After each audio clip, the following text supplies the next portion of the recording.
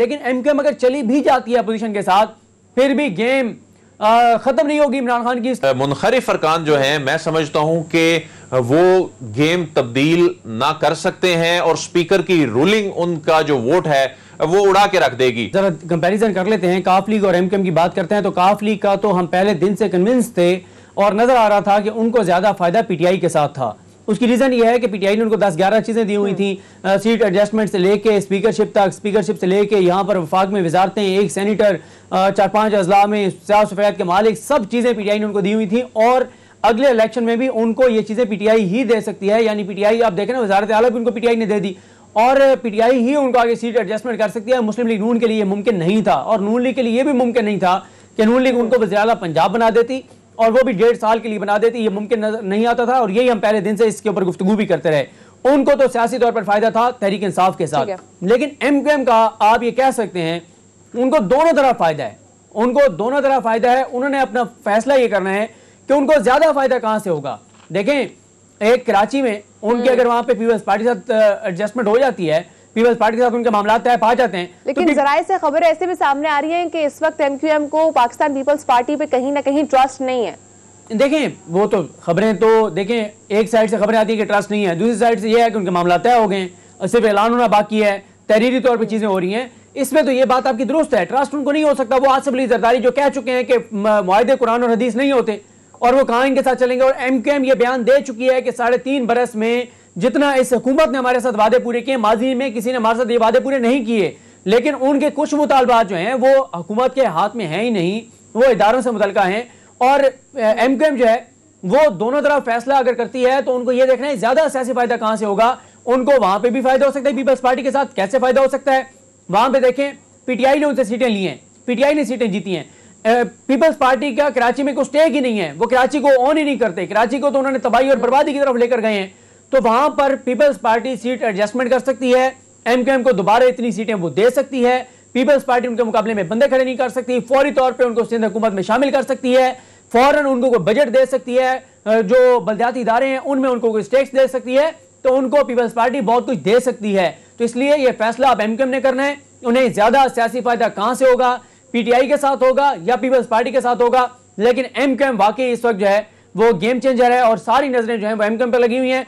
MQM का ऐलान फैसला कर देगा कि तहरीक-ए-एतमाद नाकाम हो रही है, कामयाब हो रही है। लेकिन एमक्यूएम अगर चली भी जाती है अपोजिशन के साथ, फिर भी गेम खत्म नहीं होगी इमरान खान की, इसलिए कि फिर चौधरी परवेज इलाही का रोल इस तरह से बढ़ जाएगा कि चौधरी परवेज इलाही अपोजिशन के कितने लोगों को तोड़ते हैं, कितने लोग हैं अपोजिशन के जो उस दिन नहीं आते। उसकी रीजन ये है कि अगर आप पंजाब में देखें तो चौधरी परवेज इलाही जब स्पीकर बने थे तो उनको जो वोट पड़े थे उससे कम वोट पड़े थे उस्मान बुज़दार साहब को जो वज़ीर आला पंजाब बने थे। तो इसका मतलब यह है कि चौधरी परवेज इलाही के तल्लुकात हैं अपोजिशन में। और पीटीआई में तो देखें ना, पीटीआई में मसला क्या है, पीटीआई में एक जहांगीर तरीन थे जिनके अपोजिशन के लोगों के साथ तल्लुकात थे, तभी तो ये टास्क परवेज इलाही साहब को सौंपा गया है। वही मैं कह रहा हूं, चौधरी परवेज इलाही फिर भी सरप्राइज दे सकते हैं। जो पीटीआई खुद है उसमें सूरत हाल यह है कि इमरान खान साहब को तो वैसे ही कोई तल्लुक नहीं है, आने जाना नहीं है अपोजिशन के लोगों के साथ। इनके साथ पास एक जहांगीर तरीन थे जो आते जाते थे, वो आप पार्टी से अलग हो गए हैं, वो मुखालिफ कैंप में खड़े हुए हैं। तो इनके पास कोई ऐसी पॉलिटिकल फिगर नहीं है जो अपोजिशन के लोगों के साथ भी जाके मिले। और ये बात ध्यान में रखें कि चौधरी परवेज इलाही जो हैं उन्होंने बहुत से, उनको जब वो काफ लीग बनी बहुत से लोग नून लीग के आए, फिर उनको छोड़ के भी गए, आज तक उन्होंने किसी भी छोड़ के जाने वाले के बारे में जो है वो कोई ऐसा बयान नहीं दिया कि उन्होंने फासले पैदा कर लिए हो, दूर कर लिया हो। आप अमीर मकाम साहब जैसे जो है वो शख्सियत जो काफ लीग को छोड़ के गए, तो इनकी जो चौधरी साहब की फैमिली में से जो बुजुर्ग थी इनकी, उन्होंने कहा कि मैं कभी नहीं तोको कर सकती थी कि अमीर मकाम भी हमें छोड़ जाएंगे, उनको तो मैं अपने बेटे की तरह समझती थी। और उनके बारे में भी कोई ऐसे बयानात नहीं दिए थे काफ लीग ने जो बाकी पार्टीज देती हैं। यानी उन्होंने किसी को लोटा नहीं कहा था, किसी को उस तरह से एम्बैरस नहीं किया था। तो उनके अभी भी अपोजिशन के कैंपों में उनके राब्ते हैं और वो बड़ा सरप्राइज जो है वो दे सकते हैं।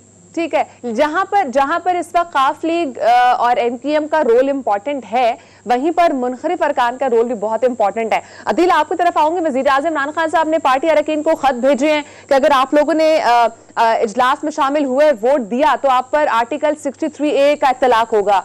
इस पर अब सुप्रीम कोर्ट में प्रोसीडिंग में चल रही है। आप क्या समझते हैं कि सुप्रीम कोर्ट का ये फैसला कितना अहम होगा? अभी तक की जो प्रोसीडिंग चलती आई है उसमें कहीं ना कहीं हमें ये बात अभी तक क्लियर हुई है कि ये तमाम मुनखरिफ अरकान हैं ये वोट दे सकेंगे? देखिए, इस पे तो हुकूमत ने खुद यह सुप्रीम कोर्ट में कहा कि इनको वोट डालने से नहीं रोका जाएगा। और जहां तक मामला सुप्रीम कोर्ट की प्रोसीडिंग का, रिमार्क से तो बज़ाहिर ये लगता है कि जो पार्लिमान के और स्पीकर के जो इख्तियारात हैं, सुप्रीम कोर्ट उस डोमेन में नहीं जाएगी और जो आईनी सवाल है उनका किसी हद तक जो सुप्रीम कोर्ट जवाब दे पाएगी। लेकिन मुनखरिफ अरकान जो हैं, मैं समझता हूं कि वो गेम तब्दील ना कर सकते हैं और स्पीकर की रूलिंग उनका जो वोट है वो उड़ा के रख देगी। और मुनखरिफ अरकान को अगर कोई गेम चेंजर समझ रहा है तो मैं समझता हूं कि ये कोई दानिशमंदी नहीं होगी। उसकी रीजन ये है कि देखें, स्पीकर की जो रूलिंग है इसकी एक प्रेसिडेंट मौजूद है चेयरमैन सेनेट वाले मामले पे, चेयरमैन सेनेट के इलेक्शन वाले मामले पे। उस वक्त जब रूलिंग आ गई थी चेयर की जानिब से कि जो वोट खाने के सामने लगाए गए थे, हालांकि समझ आ रही थी कि वोट किसे दिए गए, उसके बावजूद वो काउंट नहीं किए गए, लेकिन उसके बाद प्रिवेल वही रूलिंग की गई थी। आपकी बात को मैं समअप करूं तो इत्तेहादियों का रोल ज्यादा इंपॉर्टेंट है, जो मुनखरिफ अरकान है उनका इतना रोल इंपॉर्टेंट नहीं होगा इस तरीके अदम एतमाद का। अब व्हाट्स द नंबर गेम?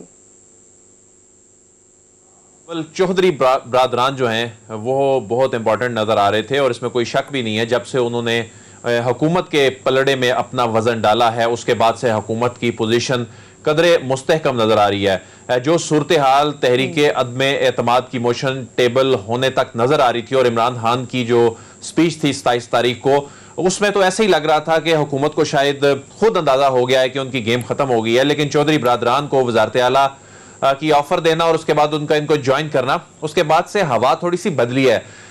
इसमें कोई शक नहीं है कि इस वक्त दोनों फ्री कैन में से कोई भी ये यकीन से नहीं कह सकता कौन जीतेगा। शेख रशीद साहब ने, जो शेख रशीद साहब पहले कहते थे कि हम हर सूरत जीतेंगे, अब इस तरह की बातें करनी शुरू कर दी हैं कि हार जीत तो होती रहती है, इमरान खान हुकूमत में से निकल के भी जीत जाएगा। तो इस तरह की बातें, इसका मतलब यह है कि कोई भी फ्री किए यकीन से नहीं कह सकता।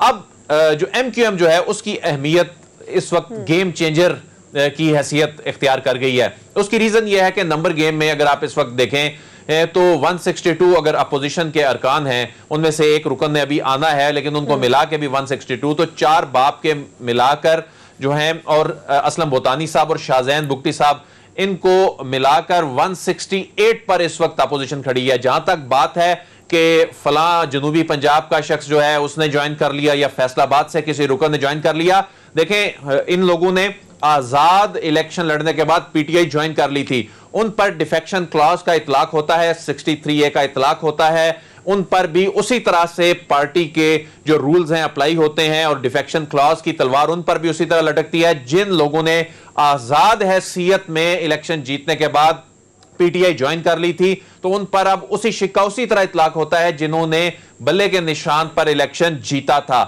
तो 168 में अगर MQM के जो अरकान हैं वो आ जाते हैं तो उसके बाद ये गेम 172 से ऊपर चली जाएगी। लेकिन MQM को दोनों जानिब से अब ऑफर की जा रही हैं। देखना यह है कि MQM किस पलड़े में अपना वजन डालेगी। लेकिन मामला फिर भी यहीं खत्म नहीं होता।